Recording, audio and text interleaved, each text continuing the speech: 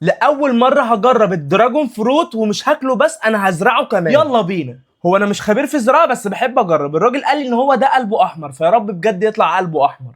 بجد الحماس مليار لان هجربه لاول مره في حياتي. طلع لونه بجد مش طبيعي، لونه بيزغلل العين جدا، وكمان ريحته قلبة على كيوي كده شويه. قلت قبل ما امد بوزي فيها اطلع البذور الاول عشان ازرعها، عشان البذور ما تخلصش وانا باكلها. احلى حاجه في الدراجون فروت ان هو بجد بيتقشر بسهوله جدا، ولون الداخلي بقى بصوا عامل ازاي. طالما لونه حلو قوي كده، امال بقى طعمه هيكون عامل ازاي؟ نقول بسم الله وندوق. انا مهما وصفته ومهما قلت طعمه عامل ازاي مش هتصدقوني. طعمه عامل زي الكيو، بس هو طبعا غالي جدا. انا حاسس ان انا ناسي حاجه مهمه جدا. صحيح انا نسيت ان انا كنت عايز ازرعه. انتوا متخيلين ان الدراجون فروت ده من الصبار؟ يلا بينا بقى نزرع البذور دي. ناخد المنديل ونغرقه ميه على اخره. يا جماعه انا اتفرجت على فيديو لقيت الطريقه دي، فانا عملتها بالطريقه دي، وعملت الثلاثه دول بطرق مختلفه. فبعد ما نقعتهم في ميه جبت بقى طينه اساسيه، وقلت بقى انقل البذور في الطين. وزي ما قلت لكم انا مش خبير في الزراعه، بحب اجرب ازرع، ولو صابت صابت خابت خابت، يعني ادي الله وادي حكمته. فده ما يمنعش ان ازرع واجرب واشوف البذره دي هتطلع ولا لا. والخبر الحلو ان في بذره طلعت، يعني انا هكون اغنى بتاع دراجون فروت في مصر. ونسيب الزرعه بقى في مكانها. يلا بقى سلام.